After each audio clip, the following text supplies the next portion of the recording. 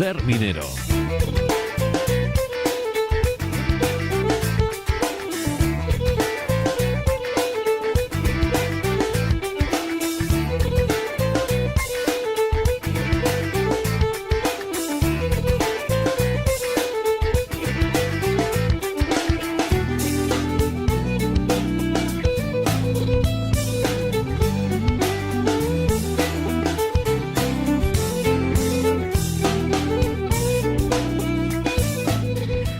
Roberto Fernández, director del Museo Minero de Sabero. ¿Qué tal, Roberto? ¿Cómo estás?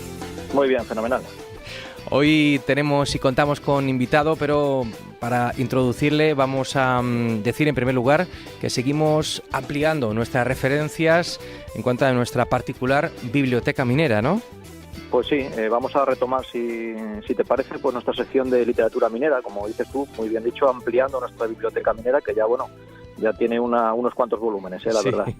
Y bueno, pues lo vamos a hacer recomendando el mismo libro que está recomendando el museo como lectura para este mes. El libro lleva por título La balada del norte, es el tomo 1. Bueno, de este libro yo la verdad que de momento solo te voy a decir que me ha encantado, lo he acabado de leer hace unos días y me parece que refleja perfectamente el trabajo minero y la vida del minero, tanto dentro como fuera de la mina, en esas primeras décadas del siglo XX. Es un libro extraordinario. Y de su autor, Alfonso Zapico, bueno, pues le tenemos con nosotros para presentarle, pues decirte que es asturiano, de Blimea, dato yo creo que es relevante este. Es historietista, es ilustrador, tiene varios trabajos publicados, además con mucho éxito, numerosas colaboraciones en medios de comunicación, en agencias de publicidad y, bueno, por decir solamente un dato, pues ha sido Premio Nacional del Cómic en el año 2012, o sea, ahí es nada, ¿eh? Y ha sido tan amable, además, pues de estar hoy con nosotros para hablar de La balada del norte. Qué bien. Vamos a charlar con él. Lo primero hay que saludarle. Alfonso, ¿qué tal? ¿Cómo estás? Hola, buenos días. Bueno, hemos de decir que actualmente no te encuentras, de hecho, ni en España, ¿es así? No, ahora vivo en Francia, en una ciudad de Francia que se llama Angulema. Uh-huh. Bueno, Angoulême, que tiene una tradición importante vinculada al mundo del cómic, ¿es así? Sí, es la ciudad, es como la capital europea del cómic, Angulema, y de hecho ahora en enero es el festival del cómic de Angulema, que es el más importante aquí en Europa. Uh-huh. Porque, bueno, en ese sentido tampoco a lo mejor es el objeto de esta conversación, pero digamos que está muy prestigiado, ¿no? Lo que es la ilustración, las novelas gráficas en nuestro país vecino, quizá más que aquí en España. Bueno, en España está cambiando también últimamente y es verdad que se está reconociendo y se está leyendo y se está conociendo más lo que es el cómic. Pero bueno, Francia tiene una tradición ya muy importante de muchos años y sí que es un modelo a seguir. Uh-huh. Muy bien. No es casual el hecho de que te hayas decantado por este tema en la balada del norte, teniendo en cuenta tu propio origen y el hecho de que seas asturiano. ¿Es algo que ya venías, digamos, rumiando desde hace tiempo, el dedicar una obra a esta temática o en fin, ha sido un proyecto más o menos reciente? Pues en realidad no ha sido algo tampoco buscado desde siempre, ¿no? Pero justo ha tenido que ver el hecho de que yo vine hace 7 años a vivir a Francia y me quedé aquí trabajando en Angulema. Los cómics que yo dibujé antes no tenían nada que ver con esto de la minería del carbón, con la historia de minera. No, era justo lo contrario, ¿no? Yo dibujaba otros países, otros escenarios más exóticos, más lejanos, pero bueno, luego ya cuando ya llegué a Francia y estaba aquí, y además en Asturias y en León, y bueno, en todo lo que es la industria minera sucedieron cosas muy importantes durante 2011 y 2012, y pensé que una manera interesante también de volver a casa, de volver a la tierra, a la patria chica, era dibujando, ¿no? Bueno, un interesante proceso. Sí, Roberto. No, le decía Alfonso, situamos al lector en lo que es la balada del norte, le situamos un poco en ese contexto. Sí, pues la balada del norte, lo que he hecho es coger una época histórica pasada, estamos hablando de 1934, 1933, antes de la Guerra Civil Española, y la balada del norte cuenta un poco la revolución de 1934, ¿no? Que fue una revolución, una pequeña revolución que hubo en toda España, pero donde en lo que es en Asturias, en León, en toda esta zona, sí que tuvo mucha relevancia y mucha importancia histórica, porque los protagonistas de esta revolución fueron los mineros, ¿no? Que fueron los que se levantaron armas contra el gobierno.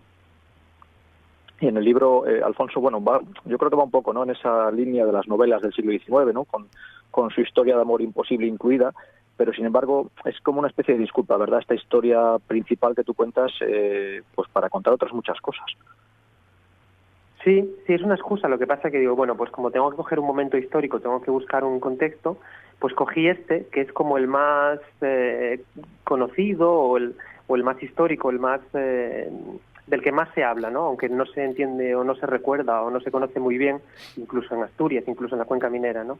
Y bueno, a partir de ahí lo que hice fue desarrollar personajes y contar un poco todo, porque en realidad no ha cambiado tanto, todo lo que tiene que ver con la industria del carbón, con el tema de los movimientos obreros, con el tema de la vida en estas sociedades, que es tan específica y que se diferencia tanto de la vida en otros lugares, pues era lo que me interesaba contar, ¿no? Y me imagino también, porque claro, yo cuando estaba leyendo el libro veía cosas que eran tan reales, ¿no? O sea, tan reales vistas en un libro que en teoría de cómic, ¿no? Un libro de ilustración, tan reales como cualquier libro técnico de minería. Entonces yo me imagino que tu labor de documentación, tanto técnica como histórica y social, pues habrá sido tremenda. Me he documentado porque es verdad que me gusta, cuando dibujo cómics y cuando cuento historias, me gusta que el lector entre en la historia y el lector vea que lo que le estoy contando es real, ¿no?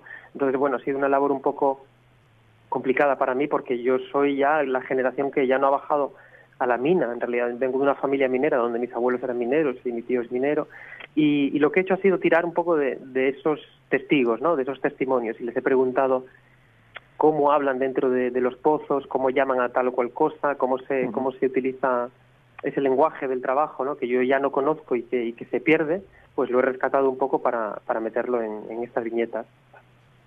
Y una cosa importante, ¿no?, de todo el libro, Alfonso y Chechu, es también un poco el papel ya de los sindicatos, de los primeros intentos de organización obrera.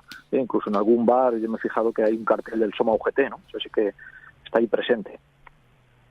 Sí, es el sindicato de los obreros mineros de Asturias, el sindicato histórico.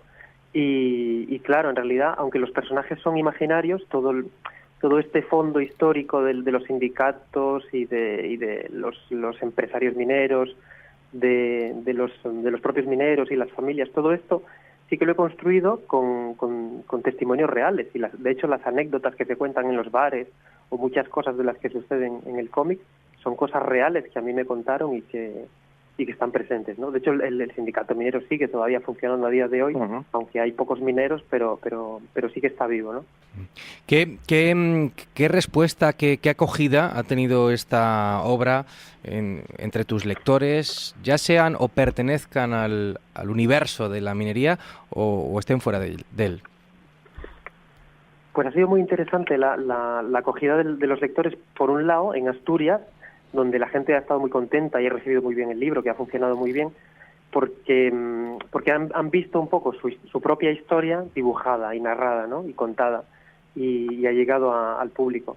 Pero ha sido muy interesante también, casi más interesante para mí, ver cómo gente de Madrid, de Barcelona, de Valencia, incluso el libro, bueno, lo vamos a traducir ahora, y ahora que sale la segunda parte ya, se publica en Francia la Balada del Norte, o sea que va a llegar a mucha gente, ¿no? Y esa gente que no sabía nada de las cuencas mineras, no sabe situar en el mapa las cuencas mineras o los episodios que sucedieron en Asturias, pues de repente lee esto y descubre esto como si descubriera un país nuevo, un planeta desconocido, ¿no?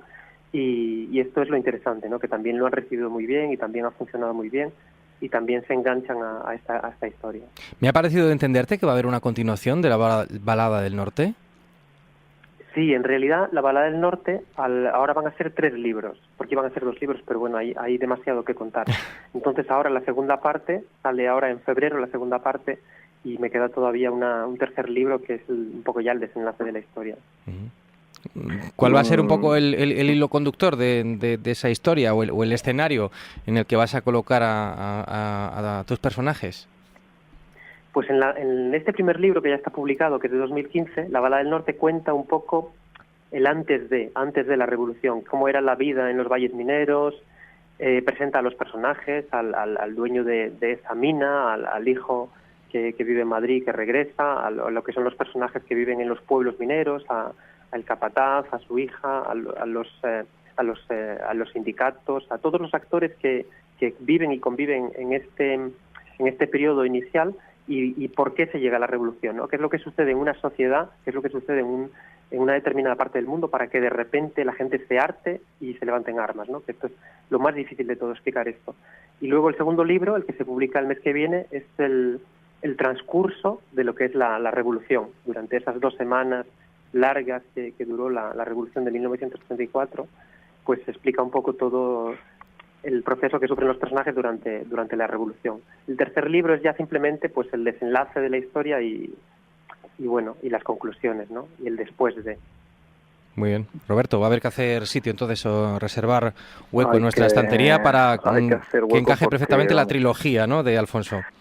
Sí, además, como hemos hablado otras muchas veces, es una manera, entre comillas, cómoda, ¿no?, para mucha gente que no quiere leer un libro muy técnico, una novela o un libro muy histórico, sino leerlo de manera cómoda, aunque el libro, ya te digo, es denso, son muchas hojas, tiene mucha información, es una maravilla de libro, la verdad. Es una manera de entender la historia minera y entender la cultura minera de una forma sencilla, y bueno, yo creo que es también es una manera, como decía, de llegar a gente que no está metida en el mundo del carbón, que es lo más importante de todo, es decir, que la gente de Madrid, la gente de Barcelona, la gente de no sé dónde entienda lo que está pasando y lo que pasaba en las cuencas mineras, pues eso de una forma sencilla, de una forma, bueno, pues traicionera, como digo yo, ¿no?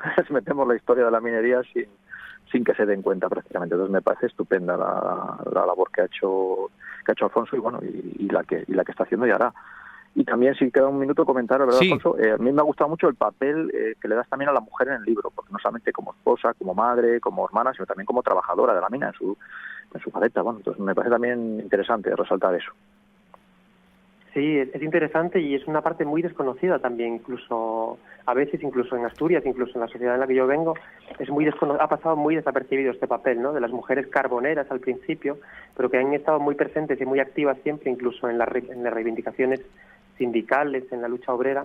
La mujer en la sociedad minera ha tenido siempre un papel muy fuerte y muy importante, ¿no? Y era interesante reivindicarlo también. Uh-huh. Muy bien, pues ha sido un placer poder charlar contigo, Alfonso Zapico, en torno a esta obra, La balada del norte, que como nos acaba de comentar no es sino la primera parte de una trilogía dedicada a estos acontecimientos que tuvieron lugar en el año 34 en las cuencas mineras de nuestro país, en la zona de Asturias y en el norte de nuestra provincia. Te mandamos un fuerte abrazo hasta allá, hasta Francia, hasta Angoulême, y seguimos en contacto, que estaremos encantados de conversar contigo en el futuro sobre esos libros venideros. Un fuerte abrazo, Alfonso. Muchas gracias, un abrazo muy fuerte. Gracias también a Roberto Fernández, director del Museo Minero de Sabero. Hasta la próxima semana. Hasta el próximo lunes.